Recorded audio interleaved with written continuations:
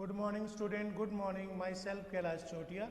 मेरा नाम कैलाश चोटिया है। जैसा कि बच्चों आप मेरे से परिचित हैं, और जो रघुनाथ स्कूल जो रतनगढ़ का सबसे बेस्ट स्कूल है, सबसे अच्छा स्कूल है, सबसे फेमस स्कूल है, उसकी ओर से आपको घर बैठे ऑनलाइन क्लासेज उपलब्ध करवाई जा रही है। उन ऑनलाइन क्लासेज में कक्षा 12 में मैं आपको राजनीति विज्ञान पढ़ा रहा हूँ। जैसा कि बच्चों आपको पता है, आपके सिलेबस में से कुछ चैप्टर है वो अलग हुए हैं, और जो बाकी चैप्टर है वो आपको पढ़ाए जा रहे हैं। जो हमारा लेसन है सांप्रदायिकता, सांप्रदायिकता वाला जो लेसन है वो अभी आपका चल रहा है। तो जाति और सांप्रदायिकता, ये हमने इस पाठ में हम पढ़ रहे हैं। अभी तक हमने जाति के बारे में अध्ययन किया था। अब हम देखेंगे कि सांप्रदायिकता का उदय भारत में किस प्रकार हुआ। तो भारत में सांप्रदायिकता की समस्या अंग्रेजों के शासनकाल से ही शुरू हो गई थी। अंग्रेज नहीं चाहते थे कि हिंदू और मुसलमानों में एकता स्थापित हो, इसलिए उन्होंने पाकिस्तान के निर्माण का समर्थन किया। ब्रिटिश सरकार ने हमेशा फूट डालो और राज करो की नीति अपनाई, ताकि हिंदू और मुसलमान, जो भारत में दो बड़े धार्मिक समूह हैं, वो आपस में लड़ते रहे और उनका उल्लू सीधा होता रहे। भारत में ब्रिटिश साम्राज्यवाद के निर्माण और विकास में जितना हाथ अंग्रेजों की कूटनीतिक चाल का रहा, उतना ही हिंदू और मुसलमानों के बीच राजनीतिक संघर्षों का भी रहा था। राजनीतिक संघर्ष थे हिंदू और मुसलमानों के बीच में। स्वतंत्रता से पहले ही ऐसे टकराव होने शुरू हो गए थे। जो विभिन्न वर्ग की सत्ता की जो महत्वाकांक्षा थी, उसके कारण भारतीय राजनीति में कांग्रेस और मुस्लिम लीग, कांग्रेस अपने आप को संपूर्ण भारत का प्रतिनिधि मानती थी, जबकि मुस्लिम लीग अपने आप को मुसलमानों और पाकिस्तान का प्रतिनिधि मानती थी। तो मुस्लिम लीग के बीच ब्रिटिश सरकार की स्थिति थी वो मदारी की तरह थी, जिनके दोनों साइड में बंदर है वो नाच रही थी।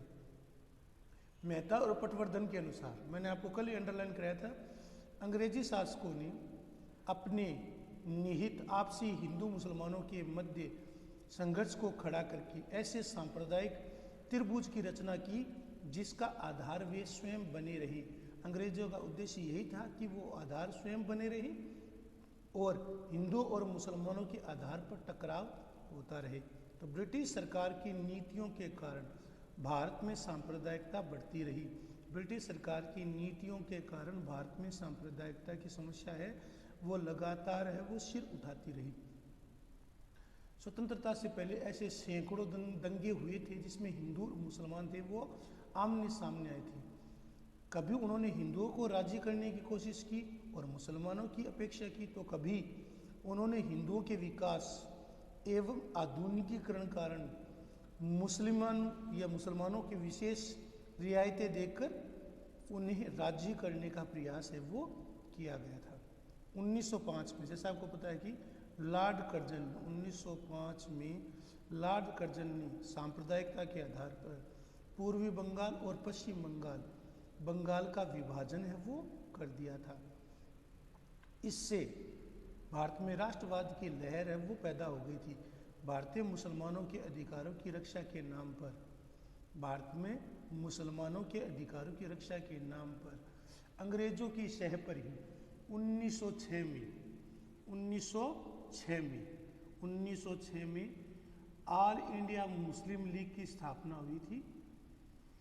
सांप्रदायिक निर्वाचन पद्धति की शुरुआत करके अंग्रेजों ने सांप्रदायिक निर्वाचन पद्धति की शुरुआत कर दी थी, जिसके तहत मुस्लिम बहुल क्षेत्रों में मुस्लिम प्रतिनिधि को निर्वाचित कराने की व्यवस्था थी।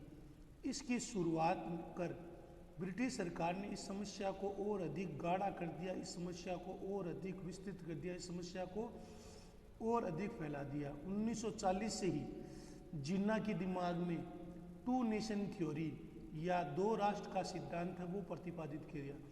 उनका मानना था, जिन्ना ने तर्क दिया कि हिंदुओं के लिए हिंदुस्तान और मुसलमानों के लिए पाकिस्तान ही चाहिए, हर हालत में पाकिस्तान चाहिए।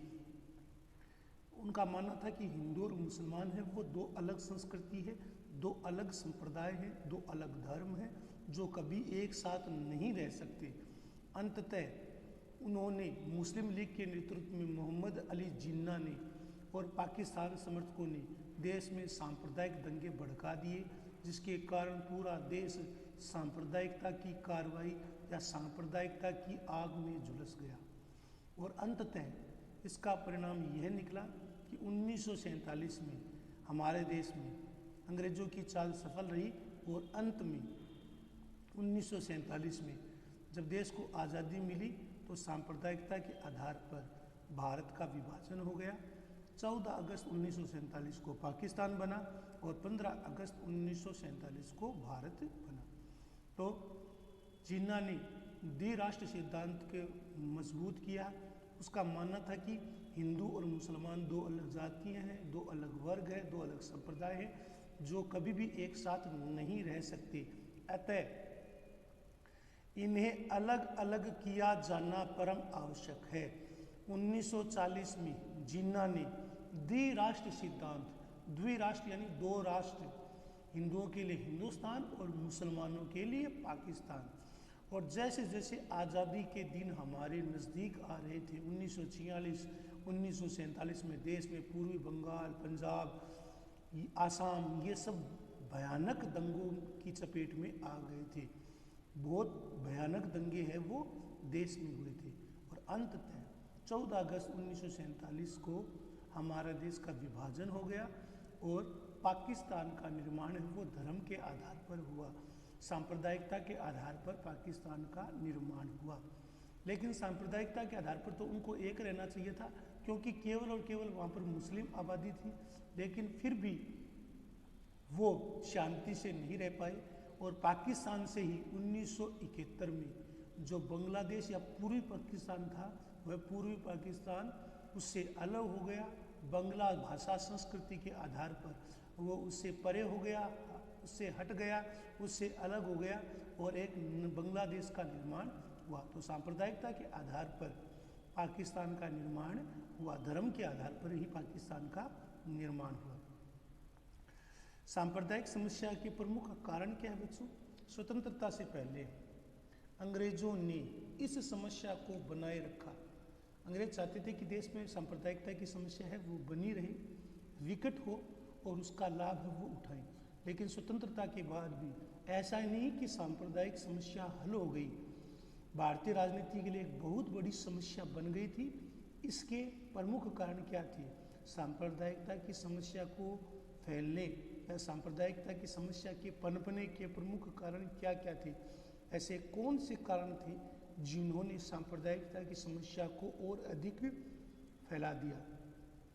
तो पहले देखते हैं हम कि स्वतंत्रता के बाद भी देश में सांप्रदायिकता का जो जहर था वो फैल गया था और देश में स्वतंत्रता के बाद भी कई क्षेत्रों में हिंदू और मुसलमानों के दंगे हैं वो भड़के। स्वतंत्रता के बाद आज तक हमारे देश में हजारों दंगे भड़क चुके हैं।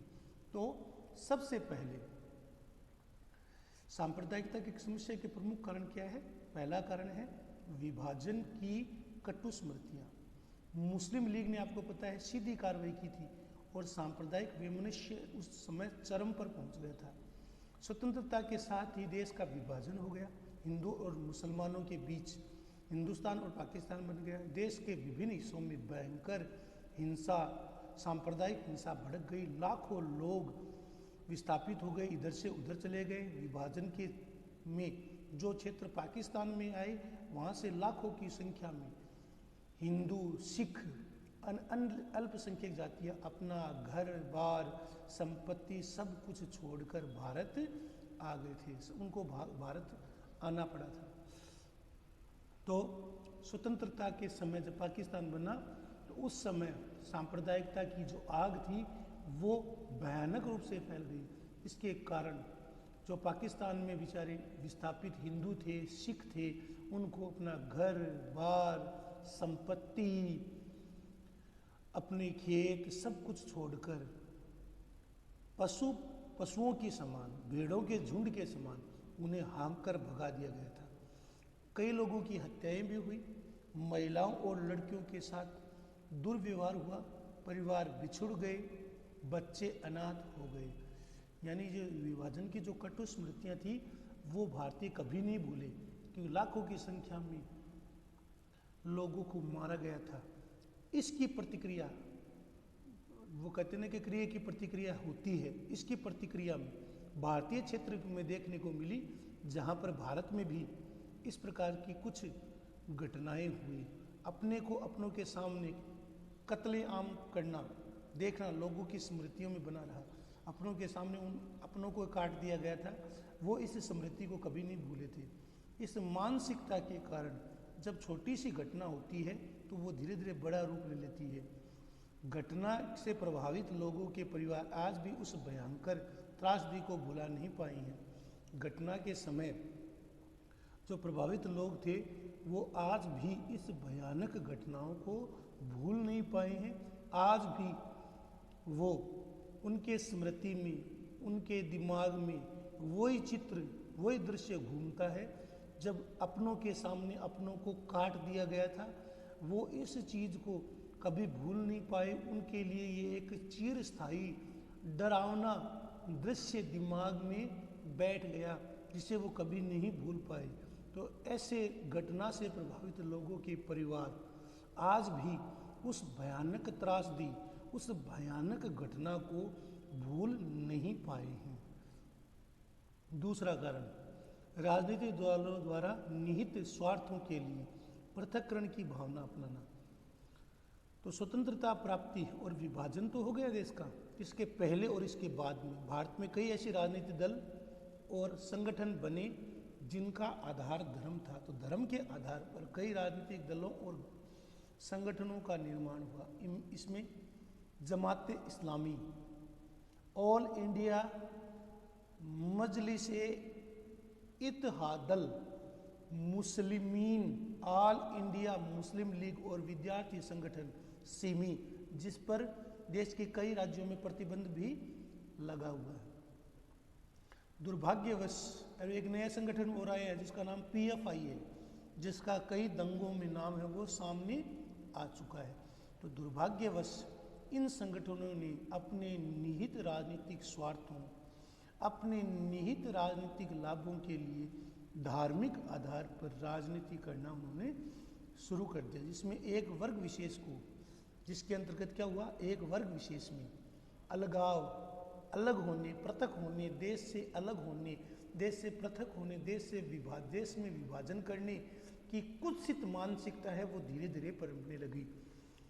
तो पृथकवाद या अलगाववाद क्या होता है कि वो अलगाव, एक साथ रहना नहीं चाहते।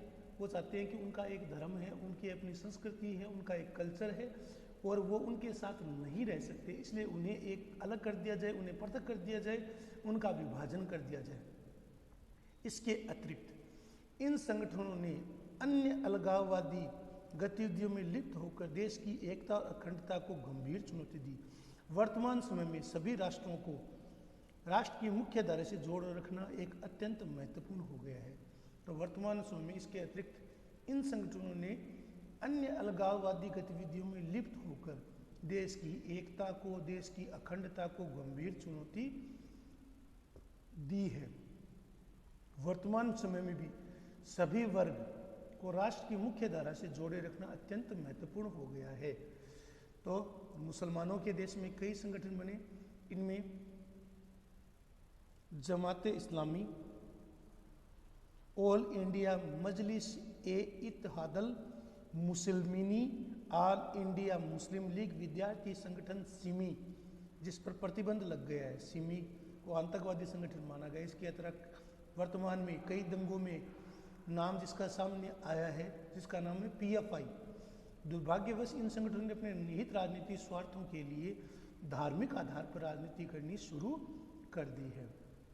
वर्तमान समय में सभी वर्गों को राष्ट्र की मुख्य धारा से जोड़े रखना एक बहुत बड़ी चुनौती, एक बहुत बड़ी समस्या है। मुसलमानों का आर्थिक और शैक्षणिक दृष्टि से पिछड़ापन, ब्रिटिश शासनकाल से मुसलमान हैं, उनमें शिक्षा का, नौकरियों का आर्थिक दृष्टि से हमेशा अभाव ही रहा है। आर्थिक रूप से वो कमज़ोर रहे, उनमें शिक्षा, नौकरी, इनका हमेशा से अभाव रहा है, वो पढ़े लिखे नहीं रहे, आर्थिक रूप से पिछड़े हुए, आर्थिक रूप से उनकी स्थिति दलितों से भी बदतर है। नौकरी व्यापार और उद्योग धंधों में उनकी स्थिति है वो सुधर नहीं पाई। मुस्लिम समाज का आधुनिकीकरण, मुस्लिम समाज है वो कट्टरता की ओर हमेशा से उन्मुख रहा, तो उनका आधुनिकीकरण भी नहीं हो पाया। वो मदरसा शिक्षा की ओर उनका जोर रहा, इससे उनमें असंतोष बढ़ा, जिसका फायदा राजनीतिक दलों ने, राजनीतिक महत्वाकांक्षा से युक्त लोगों ने उठाया। उन्होंने मुसलमानों को समाज के विकास करने की बजाय उनकी असंतोष को और अधिक बढ़ावा दिया। अब तक जो भी नेता और पार्टियां मुस्लिम राजनीति के केंद्र में रही, उन्होंने क्या किया, हमेशा मुसलमानों को अपने राजनीतिक स्वार्थों की पूर्ति के लिए उन्हें कभी अपने दायरे से बाहर न निकलने के लिए दिया, उन्हें अपने दायरे से बाहर नहीं निकलने दिया। वो नहीं चाहते थे कि मुसलमानों के एक हाथ में कुरान और एक हाथ में कंप्यूटर हो, वो नहीं चाहते थे कि मुसलमान है वो शिक्षा में आगे बढ़े, वो नहीं चाहते थे कि मुसलमान व्यापार उद्योग और शिक्षा में आगे बढ़ पाए। वो चाहते थे कि मुसलमान है वो केवल मदरसा शिक्षा ग्रहण करे और उनमें अलगाववाद की भावना पनपे। तो इसलिए ऐसे राजनीतिक दलों ने अपने निहित कुंचित स्वार्थों के कारण, किंचित स्वार्थों के कारण मुसलमानों का आधुनिकीकरण, मुसलमानों को आधुनिक शिक्षा, अंग्रेजी शिक्षा से कभी जुड़ने ही नहीं दिया। बच्चों में लोकतांत्रिक मूल्यों को विकसित करके उन्हें शिक्षा और आधुनिकता से जोड़ना आज भी महती आवश्यकता है। आज समय की आवश्यकता है कि बच्चों को लोकतांत्रिक मूल्यों से, स्वतंत्रता, समानता, भाईचारे, प्रेम, दया, सहानुभूति, इन मूल्यों से जोड़ा जाए और उनमें शिक्षा हो, आधुनिक शिक्षा हो, कंप्यूटर शिक्षा हो, अंग्रेजी शिक्षा हो। मदरसों का भी आधुनिकीकरण किया जाए, उनमें भी अंग्रेजी शिक्षा, कंप्यूटराइज शिक्षा से जोड़ा जाए, जिससे बच्चे शिक्षित हों, आधुनिक बने और अपने आप को एक राष्ट्र के नागरिक के रूप में समझे। पाकिस्तानी प्रचार और षड्यंत्र। पाकिस्तान हमेशा मीडिया क्या करता है, भारत में जो भी छोटी मोटी हिंदू और मुसलमानों की घटना होती है उसको बढ़ा चढ़ाकर पेश करता है। यहाँ तक कि अशिक्षित नहीं, जो शिक्षित मुसलमान भी है वो धीरे धीरे पाकिस्तान के बहकावे में आ जाता है और पाकिस्तान को अपना हितैषी मान बैठता है। तो जो पाकिस्तान के प्रोपेगेंडा मशीन है, वहाँ के न्यूज़ चैनल है, वो भारत में होने वाली छोटी सी घटना को सांप्रदायिक रूप दे देते हैं, जिसके कारण भारतीय लोगों को भड़काया जाता है, विशेषकर मुसलमानों को। 1981 से लेकर 1993 के बीच पाकिस्तान ने हिंदुओं और सिखों के बीच सांप्रदायिक वैमनस्य पैदा करने की कोशिश की, हर तरीके से माहौल बनाने की कोशिश की। तो 1981 से लेकर 93 तक हिंदुओं को सिखों को हिंदुओं से लड़ाने का प्रयास किया गया। खालिस्तान का समर्थन करने और उसे आर्थिक रूप से फंडिंग करने का काम भी पाकिस्तान ने किया। मार्च 1993 में बम्बई में बम विस्फोट हुए थे, उसमें पाकिस्तान षड्यंत्र था, उसका सीधा साधा परिणाम था, जिसका मुख्य अभियुक्त दाऊद इब्राहिम पाकिस्तान में शरण लिए हुए हैं, जिसका उद्देश्य हिंदुओं और मुसलमानों को आपस में लड़ाना, खूनी संघर्ष और खून की नदियाँ बहना था। पाकिस्तान कश्मीर में भारतीय सेनाओं को मुसलमानों पर अत्याचार करने के लिए प्रचारित करता है। तो पाकिस्तान जो भारतीय जो सेना है जो कश्मीर में तैनात है, वहाँ पर भारतीय सेना को मुसलमानों पर अत्याचार करने के लिए प्रचारित करता है। तो आज हमारा जो बिंदु है, हमने 4 बिंदुओं तक अध्ययन किया है, इसको आपको लिखना है, याद करना है, समझना है, ये आपका होमवर्क है। धन्यवाद।